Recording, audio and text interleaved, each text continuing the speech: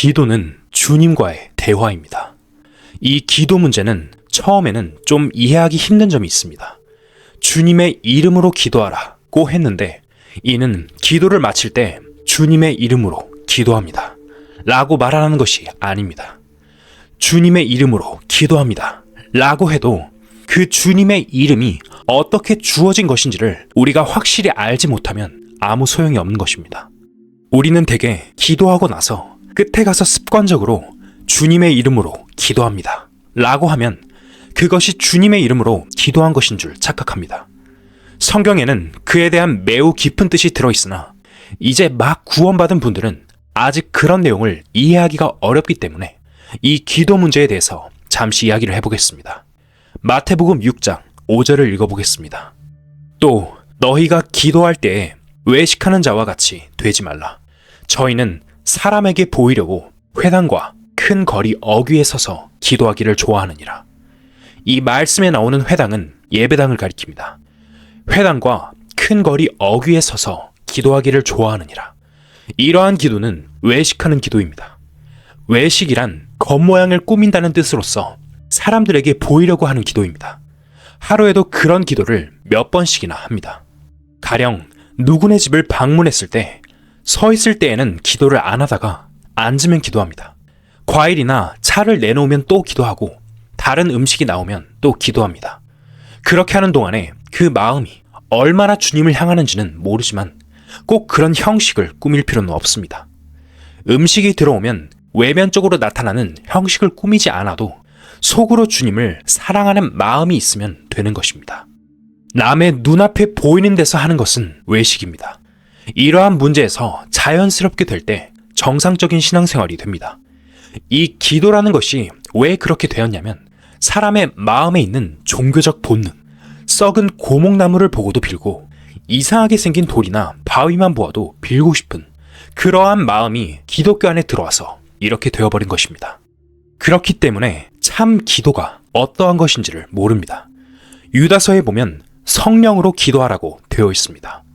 성령과 관계없이 기도의 형식만을 꾸미는 경우가 매우 많기 때문입니다. 그렇다면 참다운 기도란 어떠한 것일까요? 첫째, 기도는 하나님과의 대화입니다. 기도가 하나님과의 대화라면 먼저 하나님의 말씀을 들어야 됩니다. 그렇다면 하나님의 말씀을 어떻게 듣습니까? 성경을 읽는 것이지 않습니까? 성경을 읽는 것이 기도가 아닙니까? 어린아이가 부모에게 요구 조건이 있으면 항상 앵앵거리면서 웁니다. 그것도 일종의 기도입니다. 하지만 결국 부모의 말을 들어야겠죠. 그러니까 먼저 하나님의 말씀을 듣기 위해서는 성경을 읽어야 하는 것입니다. 기도하는 생활에 대해 제 경험을 한 가지 이야기해 드리겠습니다. 기도부터 하지 말고 먼저 성경부터 읽으시길 권유드립니다. 성경부터 읽다가 내 마음에 감동을 주는 어떤 말씀이 있거든 그 말씀을 붙들고 기도를 하는 것입니다. 이것이 기도가 되는 것입니다. 마음에 아무 감동도 없이 기도해야 된다 라는 강박관념에서 하니까 할 필요도 없는 소리를 입 밖으로 내뱉게 되는 것입니다. 전도서 5장 1절을 읽어보겠습니다. 너는 하나님의 전에 들어갈 때에 내 발을 삼갈지어다. 가까이 하여 말씀을 듣는 것이 우매자의 제사 드리는 것보다 나으니 저희는 악을 행하면서도 깨닫지 못함이니라. 여기서 하나님의 전은 예배당을 말하는 것이 아니라 찬송가 438장에 나오는 가사처럼 높은 산이, 거친 들이, 초막이나 궁궐이나 내 주 예수 모신 곳이 그 어디나 하늘나라 라는 찬송대로 내 주 예수 계신 곳이면 내가 성경 읽는 곳, 내가 기도하는 곳 그 어디에서나 그것이 바로 하나님의 전입니다. 내 마음이 하나님과 함께하고 있느냐, 이것이 중요하지 장소가 중요한 게 아닙니다. 전도서 5장을 다시 한 번 더 읽겠습니다. 너는 하나님의 전에 들어갈 때에 내 발을 삼갈지어다. 여기서 발을 삼간다는 말씀은 행위를 말하는 것입니다. 그 다음에 가까이 하여 말씀을 듣는 것이 우매자의 제사 드리는 것보다 나으니 저희는 악을 행하면서도 깨닫지 못함이니라 라고 했습니다. 또 5장 2절에는 너는 하나님 앞에서 함부로 입을 열지 말며 급한 마음으로 말을 내지 말라 라고 했습니다. 그러나 마치 기도 선수들이 기도 시합을 하는 것처럼 얼마나 기도를 잘하는지 눈 딱 감고 앉았다 하면 상천하지에 홀로 계신 주 여호와 하나님 아버지시여 감사하고 감사합니다 하고 나옵니다. 성경에서는 이렇게 말하고 있습니다. 너는 하나님 앞에서 함부로 입을 열지 말며 급한 마음으로 말을 내지 말라. 하나님은 하늘에 계시고 너는 땅에 있음이니라. 그런즉 마땅히 말을 적게 할 것이라. 어떤 사람은 기도를 오래 하는 것을 자랑합니다. 밤새도록 기도했다는 것입니다. 자식들이 아버지에게 밤새도록 얘기하자고 하면 매우 귀찮을 것입니다. 어떻게 밤새도록 기도합니까? 말을 많이 하는 것이 기도가 아닙니다. 갓난아기는 우는 것이 기도입니다. 말을 모르니까 달라고 앙앙, 무엇이 말해오면 앵앵 웁니다. 필요한 요구 조건이 있을 때마다 엄마 라는 소리를 자주 합니다. 한마디만 해도 응? 왜 그래? 하면서 엄마가 살펴보는 거예요. 나중에 자라서 학교에 가는 나이가 되면 엄마 뭐 사줘? 이렇게 간단히 말합니다. 그런데 우리는 왜 그렇게 말이 많을까요? 마태복음 6장을 다시 읽어보겠습니다. 또 너희가 기도할 때 외식하는 자와 같이 되지 말라. 저희는 사람에게 보이려고 회당과 큰 거리 어귀에 서서 기도하기를 좋아하느니라. 내가 진실로 너희에게 이르노니 저희는 자기 상을 이미 받았느니라. 그러니까 사람에게 보이려고 기도하는 것은 하나님께 아무런 상을 받을 수 없습니다. 자기 스스로 이미 상을 받아버렸으니까요. 사람들이 저 사람은 기도를 참 잘한다 고 칭찬해버리면 이미 그 칭찬으로 상을 받았기 때문에 하나님 앞에서는 받을 것이 아무것도 없다는 것입니다. 사람들에게 기도 잘한다든지 기도 많이 한다든지 하는 말을 들어버리면 안 됩니다. 이어서 6절을 읽겠습니다. 너는 기도할 때에 내 골방에 들어가 문을 닫고 은밀한 중에 계신 내 아버지께 기도하라. 은밀한 중에 보시는 내 아버지께서 갚으시리라. 여러분, 어떤 집에는 골방이 없습니다. 골방에서 기도하라는 말은 반드시 어떤 방에서 하라는 말이 아니라 조용한 때나 혹은 옆에 사람이 다 자고 있을 조용한 시간에 혼자 깨어서 성경을 읽고 기도하면 된다는 것입니다. 어떤 경우에는 사람들이 많이 있는 복잡한 곳에서도 할 수 있습니다. 지하철 아니면 버스 속은 항상 사람들로 복잡합니다. 그러나 아무리 복잡하다 해도 그것은 나하고 상관이 없지 않습니까? 시편 1편을 읽어보겠습니다. 복 있는 사람은 악인의 꾀를 쫓지 아니하며 죄인의 길에 서지 아니하며 오만한 자의 자리에 앉지 아니하고 오직 여호와의 율법을 즐거워하여 그 율법을 주야로 묵상하는 자로다. 바로 이러한 사람이 복이 있는 사람입니다. 그러니까 우리는 하나님의 말씀을 마음으로 읽고 마음속 깊숙이 간직해야 합니다. 아무런 일이 없을 때 아무 생각 없이 허공을 바라보고 있는 순간에 마귀가 접근합니다. 조용한 시간이 있거든 성경 말씀을 듣는 것도 좋습니다. 생각해보고 묵상하는 것입니다. 그것도 기도입니다. 구약 성경에 이런 내용이 있습니다. 레위기서에 사람이 먹지 못할 고기 이야기가 나옵니다. 돼지고기는 먹지 못하도록 금지되어 있습니다. 그러나 이는 단순히 돼지고기 자체를 먹지 말라는 말이 아닙니다. 돼지가 소하고 다른 점은 먹이를 먹을 때 그냥 삼켜버린다는 점입니다. 소는 한 번 먹은 것은 다시 밤새도록 새김질을 합니다. 소는 새김질을 하기 때문에 소고기는 깨끗하다 하고 돼지는 새김질을 못하기 때문에 돼지고기를 부정하다고 하는 것입니다. 이는 비유로서 사람을 가르치는 것입니다. 성경을 읽고 보는 사람은 새김질을 해야 된다는 뜻입니다. 조용한 시간이 주어질 때 딴 생각에 빠지지 말고 들은 말씀이나 읽은 말씀을 묵상하면 됩니다. 복음을 깨닫고 구원받은 이후에는 시간이 날 때마다 말씀을 떠올리고 깊이 생각하는 것이지요. 이것이 바로 새김질입니다. 여호와의 율법을 즐거워하여 그 율법을 주야로 묵상하는 자로다 라는 말씀처럼 하나님의 말씀을 듣고 그 말씀을 되새기며 묵상하는 것입니다. 그런데 이 기도가 지금은 염불하는 식으로 되어버렸습니다. 부처님이 한마디도 못 알아들을 말을 혼자서 중얼거리다 끝내는 것처럼 기도한다고 하면 처음부터 끝까지 따발총처럼 하고 싶은 말을 쏟아내고는 예수님 이름으로 기도합니다. 아멘. 이렇게 한마디를 덧붙이고 그냥 가버리곤 합니다. 이런 기도는 마치 어른 앞에서 자기 할 말만 잔뜩 늘어놓고 상대의 대답이나 반응도 기다리지 않은 채 휙 돌아서 가버리는 것과 다를 바가 없습니다. 어른이 그 모습을 보면서 참 희한한 사람이구나 하고 생각하지 않겠습니까? 어른의 눈치도 살피지 않고 그분의 생각이나 대답에는 아랑곳하지 않은 채 그저 자기 할 말만 쏟아내는 모든 기도. 이것이야말로 미신적인 기도입니다. 잘못된 기도의 모습이지요. 그래서 성경에서도 먼저 말씀을 듣는 것이 우매자의 기도 소리보다 낫다고 가르치고 있는 것입니다. 말씀을 가까이 하여 듣고 내 마음에 닿는 것이 있으면 그 순간 그것에 대해 하나님 앞에 감사하고 또한 하나님께 구할 것이 있다면 자연스럽게 얘기하는 것입니다. 기도는 그렇게 되어야 합니다. 그렇기 때문에 기도는 많은 말이 필요 없습니다. 마태복음 6장을 읽어보겠습니다. 또 기도할 때 이방인과 같이 중언부언 하지 말라. 저희는 말을 많이 하여야 들으실 줄 생각하느니라. 그러므로 저희를 본받지 말라. 구하기 전에 너희에게 있어야 할 것을 하나님 너희 아버지께서 아시느니라. 그런데 어떤 사람은 기도 중에 하나님께 설교를 하기도 합니다. 하나님, 이것은 이렇고 저것은 저렇습니다. 라며 마치 하나님께 설명하듯이 말이죠. 옛날 저희 고향에는 김 장로님이라는 분이 계셨는데 그분은 기도를 아주 길게 하기로 유명했습니다. 그런데 그 장로님께 형님이 한 분 계셨는데 별명이 뼈다귀 영감이었습니다. 이 별명이 붙게 된 사연이 참 재미있습니다. 이 영감님의 아우 되시는 김 장로님은 기도를 시작하면 늘 창세기부터 이야기를 꺼내셨습니다.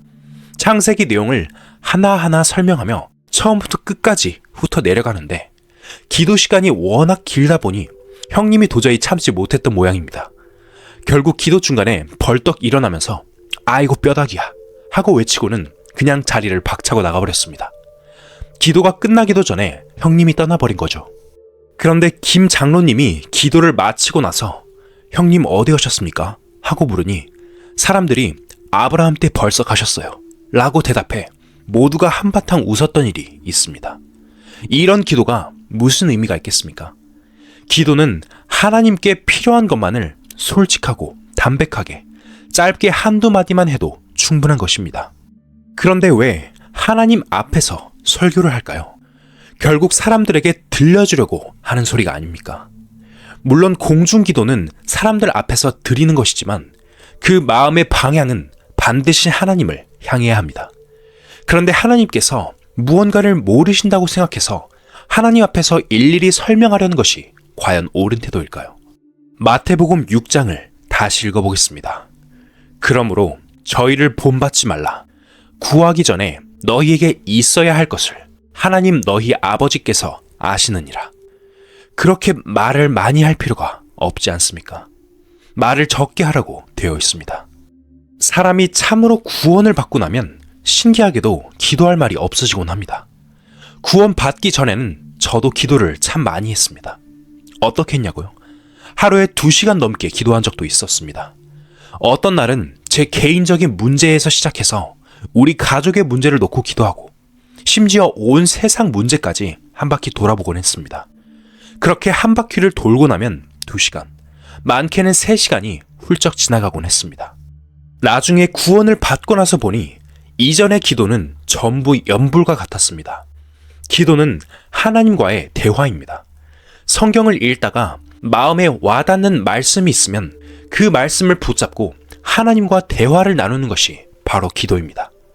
또 자신이 서운한 것이 있다면 그것을 담대하게 하나님께 아뢰며 구하면 되는 것입니다.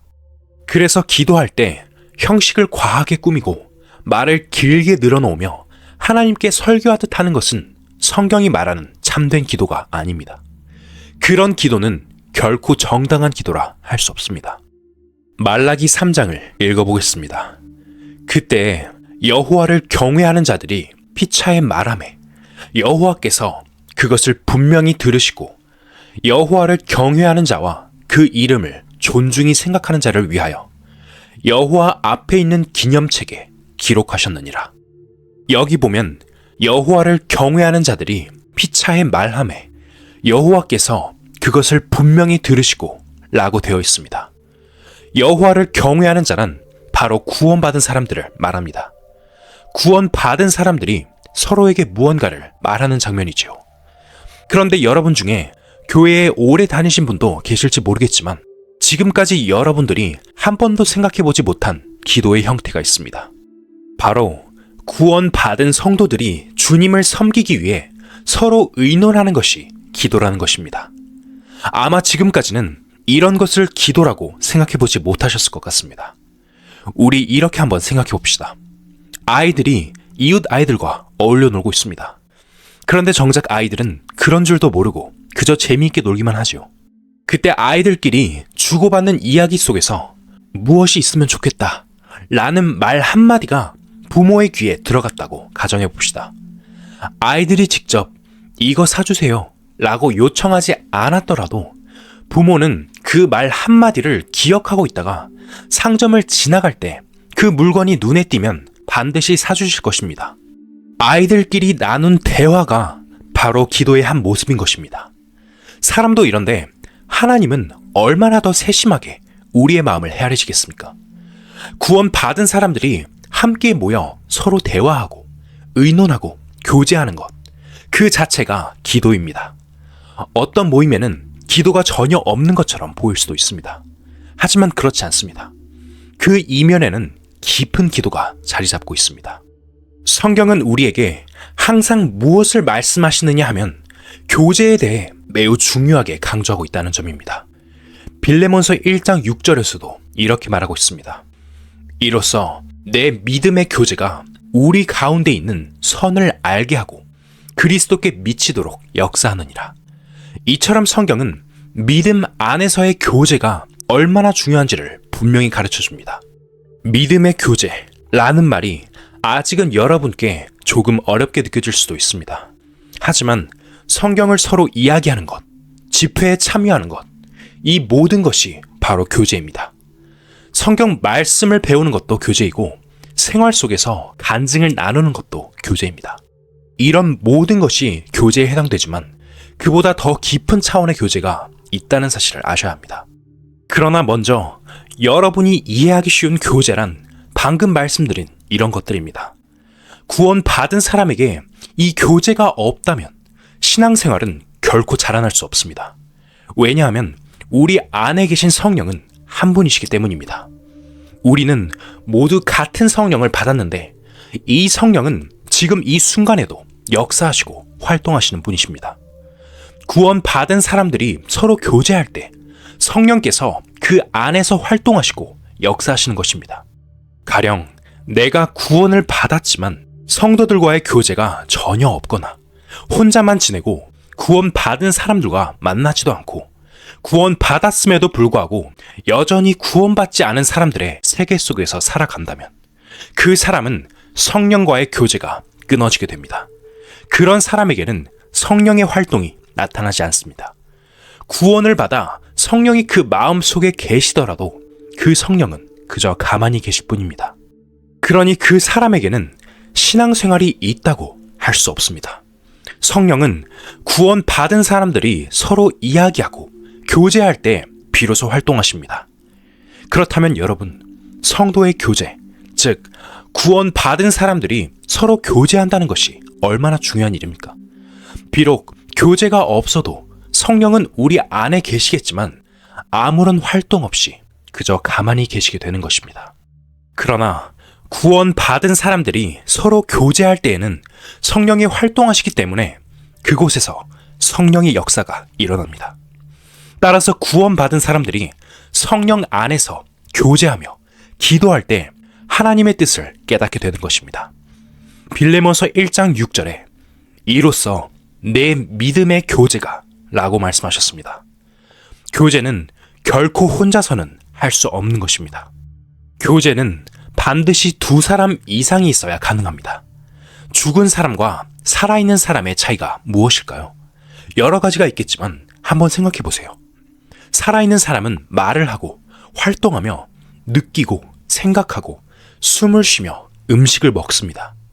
이런 것들이 살아있다는 증거입니다.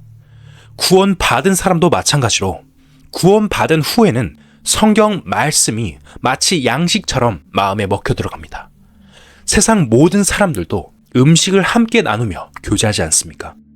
때로는 우리 한잔하자 하고 같이 먹으면서 교제를 하기도 합니다.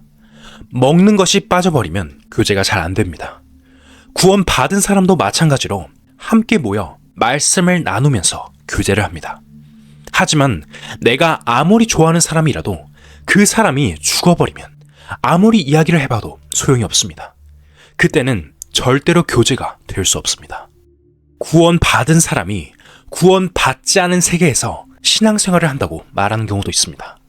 하지만 그런 사람은 사실 신앙생활을 제대로 하고 있다고 보긴 어렵습니다.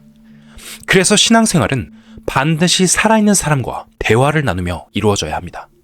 산 사람끼리라야 대화가 되고 교제가 이루어지기 때문입니다. 죽은 사람과는 아무리 이야기를 해도 그건 대화라기보단 독백이겠지요. 구원받은 사람들 사이에는 반드시 교제가 있어야 합니다.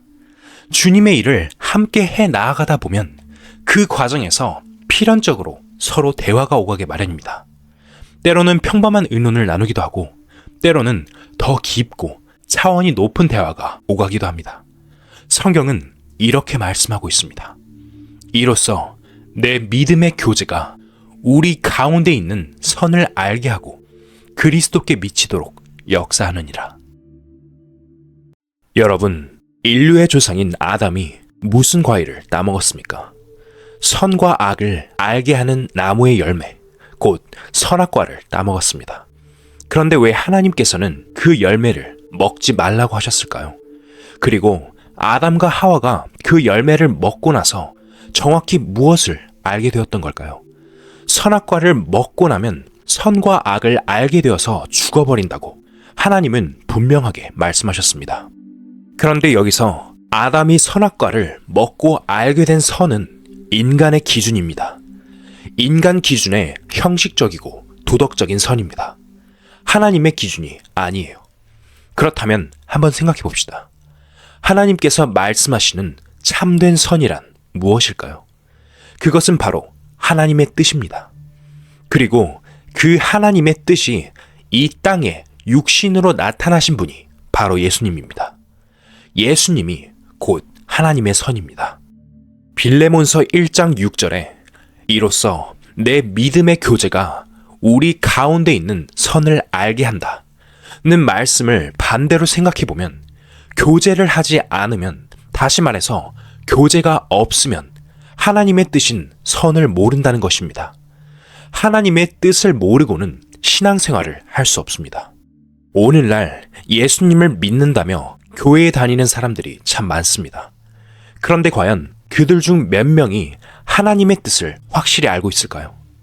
안타깝게도 많은 사람들이 하나님과 반대되는 인간의 선을 하나님의 선으로 착각하고 살아가고 있습니다.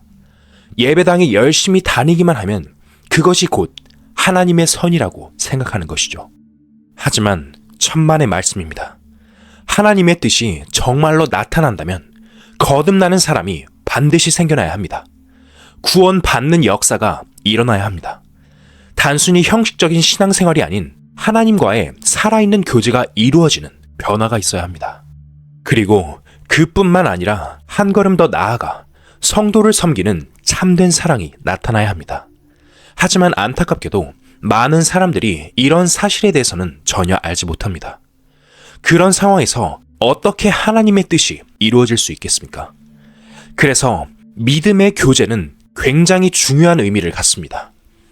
이제 다음 말씀을 함께 보겠습니다. 태초부터 있는 생명의 말씀에 관하여는 우리가 들은 바요, 눈으로 본 바요, 주목하고 우리 손으로 만진 바라. 이 말씀은 바로 예수님에 관한 말씀입니다.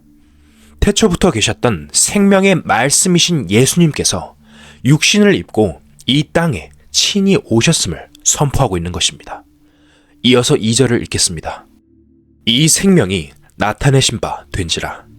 이 영원한 생명을 우리가 보았고 증거하여 너희에게 전하노니 이는 아버지와 함께 계시다가 우리에게 나타내신 바 된 자니라.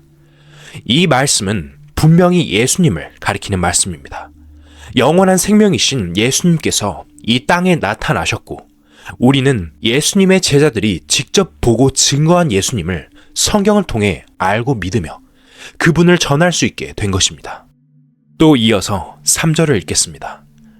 우리가 보고 들은 바를 너희에게도 전함은 너희로 우리와 사귐이 있게 하려 함이니 우리의 사귐은 아버지와 그 아들 예수 그리스도와 함께함이라. 우리가 이것을 쓰면 우리의 기쁨이 충만케 하려 함이로라. 여기서 보고 들었다는 것이 무엇을 의미할까요? 사도 요한은 예수님을 직접 보고 들었습니다. 그리고 그것을 우리에게 전한 것입니다. 여러분도 구원을 받으셨다면 그것이 바로 사도 요한이 보고 들은 것과 같은 것입니다. 예수님을 육안으로 본 것은 아니지만 마음으로 그분을 보고 깨달은 것이지요. 여러분이 설교를 하지 못한다 하더라도 여러분과 가장 가까운 사람이 아직 구원을 받지 못했다면 그를 만났을 때 몇 마디 말 정도는 할 수 있을 것입니다. 그 말이 무엇일까요? 바로 마음으로 보고 들은 것을 말하는 것입니다. 나는 구원받았다. 예수님이 내 죄를 다 가져가셨다. 나는 죄 사함을 받았어. 하는 그 간단한 말이 예수님을 증거하는 것입니다. 왜냐하면 내가 예수님을 만났기 때문에 예수님을 마음에서 믿게 되었기 때문에 구원을 받은 것이니까요. 지금 내 마음에 예수님이 계십니다. 이 사실을 많은 말로 설교하지 못하더라도 간단히 전하는 것은 누구나 할 수 있습니다. 왜냐하면 여러분은 직접 보고 들었기 때문입니다. 이것은 학식이 많은 학자들만이 전할 수 있는 것이 아닙니다. 예수님을 만난 사람이라면 누구나 전할 수 있는 간단한 진리입니다. 한번 생각해 보세요. 사람들이 길을 지나가고 있는데 차 사고가 났다고 가정해 봅시다. 택시가 버스를 들이받아서 택시가 납작해졌고 그 안에 있던 사람들이 모두 목숨을 잃었습니다. 이 사실을 누가 전할 수 있을까요? 그 사고를 직접 목격한 사람이라면 누구나 전할 수 있습니다. 박사님과 같은 학식이 높은 사람도 말할 수 있고 글자를 모르는 무식한 사람도 말할 수 있습니다. 왜냐하면 그들은 그 사건을 직접 보았기 때문입니다. 아, 내가 오늘 길을 지나가는데 택시가 버스를 들이받아서 그 안에 있던 사람들이 모두 목숨을 잃었어. 이런 말을 하기 위해 연구가 필요할까요? 택시와 버스의 크기, 무게, 속도, 공기 저항 등을 일일이 계산하고 분석한 뒤에야 전할 수 있는 것일까요? 그럴 필요가 전혀 없습니다. 그저 본 그대로를 말하면 되는 것입니다. 성경을 전하는 것은 학문적으로 접근해서 전하는 것이 아닙니다. 성경은 자신이 보고 깨닫고 경험한 대로 전하는 것입니다. 따라서 원래 성경을 전한다는 것은 신학적 지식을 전달하는 것이 아닙니다. 그런 방식은 본질을 벗어난 잘못된 접근입니다. 성경의 진리를 직접 경험하지 못한 사람은 할 말이 없으니 결국 이론적으로 연구하고 분석하려 들겠지요. 하지만 성경은 이론이 아니라 살아있는 경험으로 전하는 것입니다. 직접 보지 않고서는 아무리 연구해도 진실을 알 수 없습니다. 택시와 버스가 충돌해서 사람이 죽었다는 사실을 보지 않았는데 아무리 연구한다고 해서 그것을 알 수 있을까요? 현장을 직접 보았다면 복잡하게 연구할 필요 없이 그저 본 것을 그대로 전하면 되는 것입니다. 중요한 것은 이론이 아니라 사실입니다. 성경도 마찬가지입니다. 성경은 자신이 보고 듣고 깨달은 것을 전하는 것입니다. 그렇기 때문에 성경은 학식이 없어도 심지어 무식한 사람이라도 얼마든지 전할 수 있는 것입니다. 기독교 역사를 돌아보면 약 150년 전쯤에 D.L. 무디라는 분이 계셨습니다. 그분은 정규교육을 받지 못해 초등학교도 나오지 못한 사람이었습니다. 무디는 자기 삼촌이 운영하던 구두방에서 심부름을 하며 일했던 당시 기준으로 아주 무식한 사람으로 여겨졌습니다. 그런데 어느 날 무디가 다니던 주일학교 선생님이 그 구두방을 찾아왔습니다. 그 선생님은 구원받은 사람이었습니다. 그분은 D.L. 무디를 데리고 창고로 들어가 성경 이야기를 전해주었고 그 자리에서 무디는 구원을 받았습니다. 비록 무디는 정규 교육을 받지 못한 초등학교 수준의 학력밖에 없는 무식한 사람이었지만 나중에 미국을 뒤흔드는 위대한 전도자가 되었습니다. 한 번은 이런 일도 있었습니다. 어느 날 D.L. 무디가 극장 앞을 지나가다가 자기도 모르게 극장 안으로 들어가 보게 되었습니다. 그는 무언가를 말하고 싶었지만 극장 안에서는 도무지 말할 수가 없었습니다. 그래서 극장 건너편에 있던 빈집으로 들어가 그곳에서 큰 소리로 고함을 질러버렸습니다. 그러자 그 소리에 놀란 극장 안의 사람들이 모두 달려나와 그 빈집으로 몰려들기 시작했습니다. 그는 그 빈집에서 몰려온 사람들을 향해 열정적으로 복음을 전했습니다.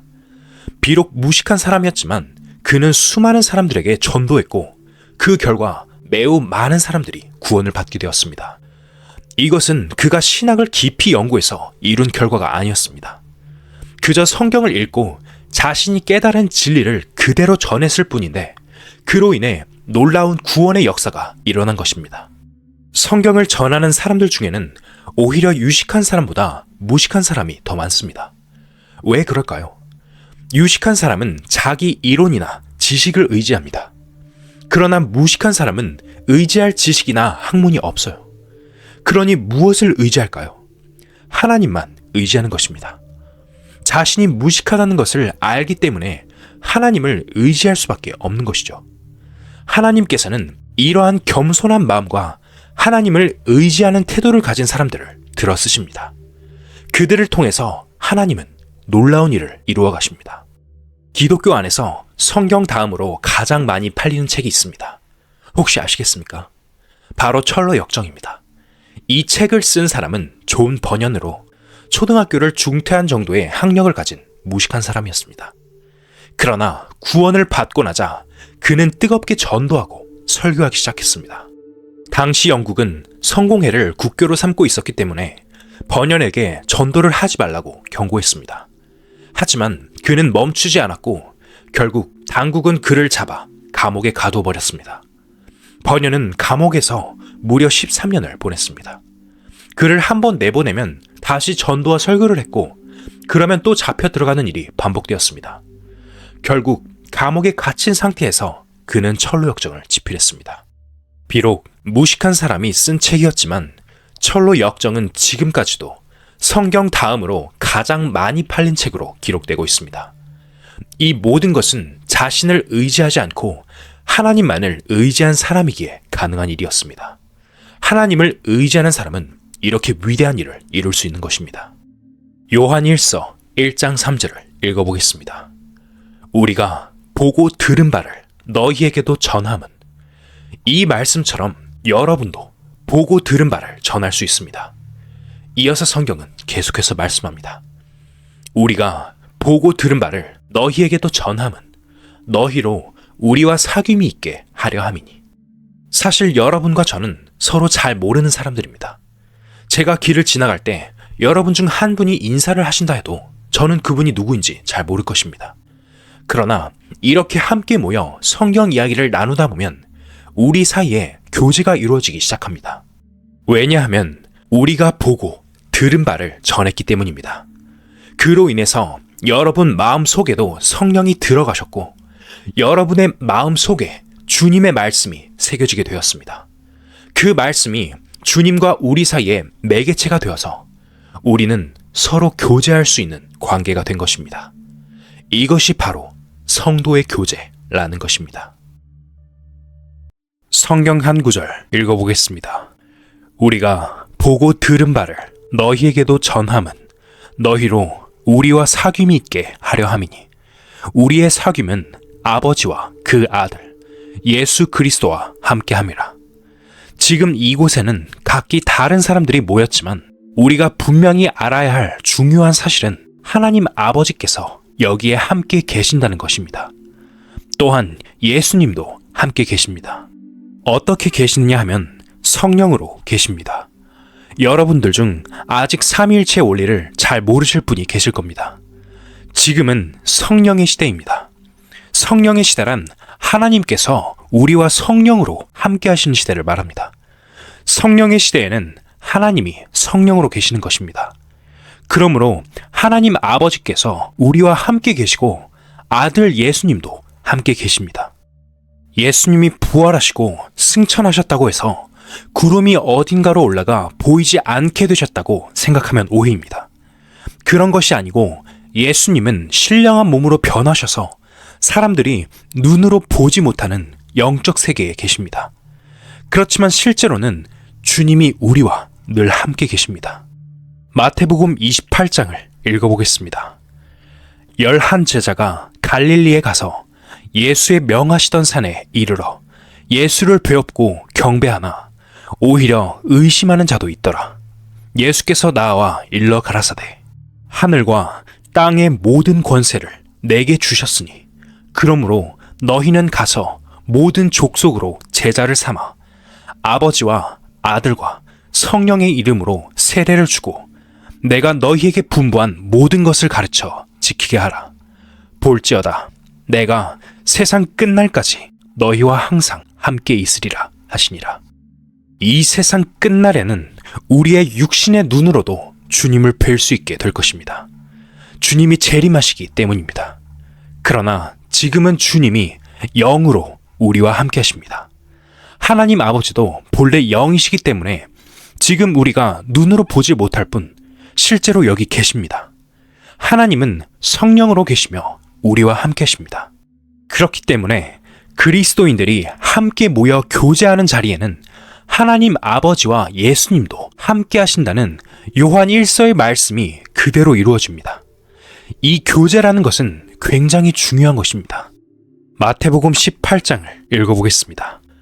진실로 다시 너희에게 이르노니 너희 중에 두 사람이 땅에서 합심하여 무엇이든지 구하면 하늘에 계신 내 아버지께서 저희를 위하여 이루게 하시리라. 두 사람이 합심하여 기도하는 그곳에 주님이 함께 하십니다. 여기서 합심의 의미도 잘 이해해야 합니다. 그리고 두세 사람이 내 이름으로 모인 곳에는 나도 그들 중에 있느니라 라는 말씀을 오해해서는 안 됩니다. 두세 사람이 내 이름으로 모인다는 말이 어떤 뜻일까요? 그냥 아무렇게나 두세 사람만 따로 모여도 주님이 계신다. 이게 교회다. 그런 뜻입니까? 그렇지 않습니다. 두세 사람이 내 이름으로 라고 하신 말씀 중에 내 이름으로 라는 말에는 굉장히 깊은 뜻이 들어있습니다. 아주 중요한 뜻이 들어있습니다. 단순히 육신의 생각대로 사람들이 모이는 것만으로 주님이 함께 하신다고 할 수는 없습니다. 교회가 세워지는 원리에 대해 잠시 살펴보겠습니다. 창세기 2장을 읽어보겠습니다. 여호와 하나님이 가라사대 사람의 독처하는 것이 좋지 못하니 내가 그를 위하여 돕는 배필을 지으리라 하시니라. 여호와 하나님이 흙으로 각종 들짐승과 공중의 각종 새를 지으시고 아담이 어떻게 이름을 짓나 보시려고 그것들을 그에게로 이끌어 이르시니 아담이 각 생물을 일컫는 바가 곧 그 이름이라. 아담이 모든 육축과 공중의 새와 들의 모든 짐승에게 이름을 주니라. 아담이 돕는 배필이 없으므로 여호와 하나님이 아담을 깊이 잠들게 하시니 잠들매 그가 그 갈빗대 하나를 취하고 살로 대신 채우시고 여호와 하나님이 아담에게서 취하신 그 갈빗대로 여자를 만드시고 그를 아담에게로 이끌어 오시니 아담이 가로되 이는 내 뼈 중에 뼈요 살 중에 살이라. 이것을 남자에게서 취하였은즉 여자라 칭하리라 하니라. 이러므로 남자가 부모를 떠나 그 아내와 연합하여 둘이 한 몸을 이룰지로다. 이 말씀은 아담에게 아내가 생긴 과정을 기록한 내용입니다. 처음에 하나님께서는 아담 한 사람만 창조하셨습니다. 그러나 아담이 혼자 사는 것이 좋지 않다고 여기시고 그를 도와줄 배필을 만들어 주시기로 하셨습니다. 처음에는 아담의 배필이 있는가 싶어서 모든 동물을 아담에게 데려오셨을 때 아담은 보는 대로 이름을 지었습니다. 사자, 소, 호랑이 등 이름을 붙였지만 정작 자신을 돕는 배필은 그 중에 없었습니다. 그래서 하나님께서는 아담을 깊이 잠들게 하신 후 그의 갈빗대를 취해 여자를 만드셨습니다. 그리고 하나님께서 그 여자를 아담에게 데려가니까 다른 동물을 데려갈 때는 그냥 그 이름만 지었는데 아담은 자신의 참사랑의 대상인 하와를 보더니 이는 내 뼈 중의 뼈요 살 중의 살이라 이것을 남자에게서 취하였은즉 여자라 칭하리라 라고 말했습니다. 여기서 히브리어로 남자는 이시이고 여자는 이사라고 합니다. 그 남자 여자란 말 자체가 서로 관계가 있습니다. 이는 내 뼈 중의 뼈요 살 중의 살이라는 말씀처럼 여자는 남자에게서 나왔기 때문에 같은 생명체이자 사랑의 관계로 연결되었습니다. 그렇기 때문에 참 사랑의 관계가 되었고 같은 생명체입니다. 이는 인류의 조상이 되는 첫 관계를 보여주는 중요한 말씀입니다. 그런데 오늘날 많은 교회가 마치 상점을 열듯 사람의 생각과 방식대로 세워지는 경우가 많습니다. 하지만 진정한 교회란 하나님께서 성령 안에서 세우시는 공동체입니다. 하나님의 말씀과 섭리에 따라 세워지는 것이 교회의 본질임을 알아야 합니다. 우선 교회의 원리를 생각해보고 교회의 역사도 간략히 살펴보겠습니다. 많은 사람들이 이미 알고 있듯이 교회는 건물이 아닙니다. 교회라는 단어는 헬라어 에클레시아에서 유래했습니다. 이는 세상에서 불러낸 무리를 뜻합니다. 혼자서는 교회가 될 수 없습니다. 두세 사람이 내 이름으로 모인 곳에는 나도 그들 중에 있느니라. 이 말씀처럼 두세 사람 이상이 주님의 이름으로 모이면 교회가 됩니다. 그러나 이런 교회의 본질을 올바르게 이해하는 사람은 많지 않습니다. 주님의 이름으로 모인다는 말에는 깊은 의미가 담겨 있습니다. 그런데 주님이 허락하지 않은 이름을 사람들이 자기 멋대로 도용해가지고 모이는 사람들이 있습니다. 우리가 한 가지 알아야 할 것은 주님의 이름으로 모인다는 것이 무엇이냐 하는 것입니다. 요즘 뉴스를 보면 어떤 사람들이 남의 이름을 도용해서 거짓된 도장을 만들어 남의 땅을 팔아버리는 경우가 가끔 보도됩니다. 주님의 이름으로 모이려면 주님께서 그 이름을 허락하셔야 됩니다. 주님이 그 이름을 허락하지도 않았는데 사람들이 자기 멋대로 주님의 이름을 도용하여 주님의 이름으로 모인다고 하지만 그것은 주님의 이름으로 모이는 것이 아닙니다. 또 그렇게 모여가지고는 주님의 이름으로 기도를 할 수도 없습니다. 출애굽기에서 모세는 하나님께 다음과 같이 물었습니다. 내가 이스라엘 자손에게 가서 이르기를 너희 조상의 하나님이 나를 너희에게 보내셨다 하면 그들이 내게 묻기를 그 이름이 무엇이냐 하리니 내가 무엇이라고 그들에게 말하리이까? 이에 하나님은 대답하셨습니다. 나는 스스로 있는 자니라. 또 이르시되 너는 이스라엘 자손에게 이같이 이르기를 스스로 있는 자가 나를 너희에게 보내셨다 하라. 하나님이 또 모세에게 이르시되 너는 이스라엘 자손에게 이같이 이르기를 나를 너희에게 보내신 이는 너희 조상의 하나님 곧 아브라함의 하나님 이삭의 하나님 야곱의 하나님 여호와라 하라. 이는 나의 영원한 이름이요 대대로 기억할 나의 표본이라. 이 말씀은 이스라엘 민족이 아직 민족으로 형성되기 전의 사건입니다. 야곱의 가족 70명이 애굽에 들어가서 살다가 나중에 애굽의 종이 되었습니다. 그 후 대대로 이스라엘 민족은 이집트 백성의 종노릇을 하면서 400여 년 동안 살았습니다. 그 400여 년을 살 동안 그들은 하나님을 잃어버리고 아무것도 없이 종노릇만 하고 살았습니다. 이것이 무슨 뜻이냐 하면 우리가 구원받기 전에 이 세상에서 죄를 짓고 마귀를 섬기면서 살던 그때를 뜻하는 것입니다. 하나님께서는 모세를 애굽으로 보내서 이스라엘 민족을 구원하려고 하셨습니다. 그런데 모세가 나 같은 사람이 어떻게 내 민족을 구할 수 있습니까? 하고 가지 않으려고 하자 하나님이 기어이 가라고 하셨습니다.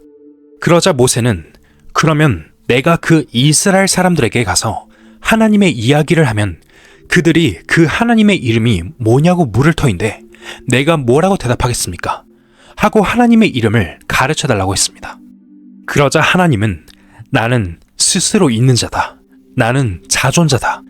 나는 이삭의 하나님, 야곱의 하나님, 아브라함의 하나님, 이라고 하셨습니다. 그리고 내 이름은 영원한 이름인데 바로 여호와 하나님이다 라고 전하라고 하셨습니다. 우리가 성경을 읽어보면 자연스럽게 흘러가는 하나의 역사가 마치 이야기처럼 엮어져 가는데 그 속에 굉장히 깊은 뜻이 있는 것을 알아야 합니다. 외부에서 그 껍데기만 보면 그냥 하나의 사건처럼 이야기같이 지나갑니다. 그러나 그 속에 아주 깊은 뜻이 들어있어요. 지금까지 살펴본 말씀은 이스라엘 민족이 구원을 받으면 여호와란 이름의 민족이 된다는 말입니다. 애굽에서 구원받기 전까지 이스라엘 민족은 바로왕을 섬기면서 바로왕의 종노릇을 하고 있었기 때문에 아직 여호와라는 이름이 그들에게 주어지지 않았습니다. 그때까지는 여호와의 백성이 아니었습니다. 그들이 애굽에서 구출받은 것은 오늘날 우리가 죄에서 구원받아서 하나님의 소유가 된 과정을 상징하는 예표입니다. 애굽 사람들이 너희 하나님의 이름이 무엇이냐고 물으면 자존자다, 여호와 하나님이라고 말해라 한 그 뜻은 애굽에서 구원을 받음으로써 여호와의 백성이 된다는 말입니다. 그러니까 그때부터 이스라엘 민족에게 여호와라는 이름이 주어지는 것입니다. 여호와의 것이 된다는 뜻입니다. 이것은 그림자이기 때문에 신약 시대에 와서 주님의 이름으로 모인다 라는 말은 아주 중요한 뜻을 갖는 것입니다. 우리가 예수 그리스도의 소유가 된다, 그리스도의 백성이다 하는 뜻이 되기 때문입니다. 이렇게 되기 위해서는 먼저 주님이 자신의 이름을 허락하셔야 됩니다. 그러면 어떻게 주님의 이름이 허락되는지 찾아보겠습니다. 요한복음 14장 26절에서 예수님은 이렇게 말씀하셨습니다. 보혜사 곧 아버지께서 내 이름으로 보내실 성령, 그가 너희에게 모든 것을 가르치시고 내가 너희에게 말한 모든 것을 생각나게 하시리라. 예수님이 십자가에 못 박혀 돌아가시고 부활 승천하신 다음에 성령이 오셨습니다. 그 성령은 보혜사이신데 아버지께서 예수님의 이름으로 보내신 보혜사 성령이라고 했습니다. 성령이 임한 곳이 바로 주님의 이름이 있는 곳입니다. 성령이 임하지 않았으면 주님의 이름이 주어지지 않은 것입니다. 그런데 대부분의 교회라는 곳에서는 이 점을 전혀 모릅니다. 주님의 이름이 주어진다 라는 말은 성령이 임한다는 뜻입니다. 성령이 임했다면 그곳이 바로 주님의 이름으로 모인 곳이며 참된 교회가 되는 것입니다. 우리가 확실한 구원을 받았다면 성령께서는 이미 우리 안에 와 계십니다.